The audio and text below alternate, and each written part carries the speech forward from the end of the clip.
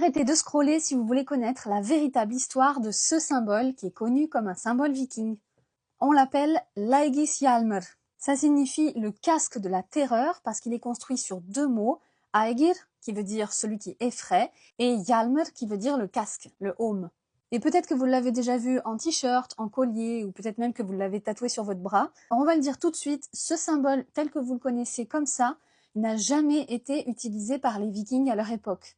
Le terme Aegishjálmur, on le trouve dans plusieurs sources littéraires du XIIIe siècle, donc post-viking, attention, mais comme ce sont les plus anciens textes avec de la matière, de la mythologie nordique et sur les sociétés des anciens Scandinaves, il faut quand même s'y pencher. Dans l'Edda poétique, on a le dragon Fafnir qui s'adresse au héros Sigurd qui est venu l'affronter, et il parle, je cite, du casque de la terreur qu'il portait pour effrayer l'humanité pendant qu'il gardait son or. Et Sigurd répond à ça qu'on n'est jamais protégé de façon certaine par le casque de la terreur quand on affronte un ennemi assez vaillant. Plus tard dans l'histoire, quand Sigurd a abattu le dragon et qu'il s'empare de son trésor, il est dit qu'il porte à son tour le casque de la terreur. Et beaucoup de traducteurs ont dit qu'il s'agissait d'un objet particulier dans le trésor, un vrai casque qu'il met.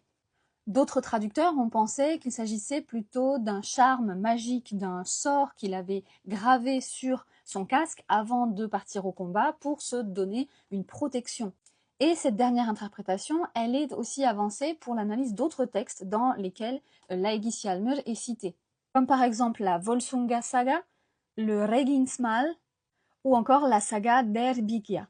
Mais il faut savoir que dans ces textes poétiques, les skalds, donc les poètes, avaient l'habitude d'utiliser ce qu'on appelle des kenningar, qui sont en fait des images détournées pour donner plus de style à leur texte. Donc il est possible qu'en réalité, ce casque de la terreur ne soit qu'une métaphore pour désigner le courage qu'on se donne avant un combat, ou peut-être que ça désigne même la tête du dragon Fafnir que Sigurd va peut-être mettre sur la sienne, histoire de triompher de son combat.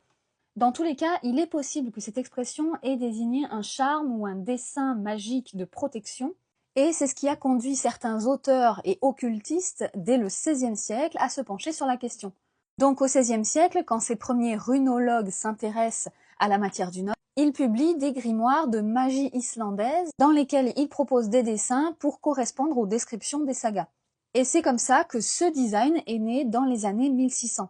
Donc si on conclut là-dessus, oui, ce terme a été utilisé dans les textes primaires du XIIIe siècle, ce qui laisse penser que les Vikings, les Scandinaves avant eux, l'avaient utilisé déjà. Mais non, ce dessin n'a pas été utilisé par les Vikings à leur époque. L'association des deux, c'est quelque chose d'assez moderne. N'hésitez pas à partager la vidéo à ceux que ça pourrait intéresser dans votre entourage. Vous pouvez aussi vous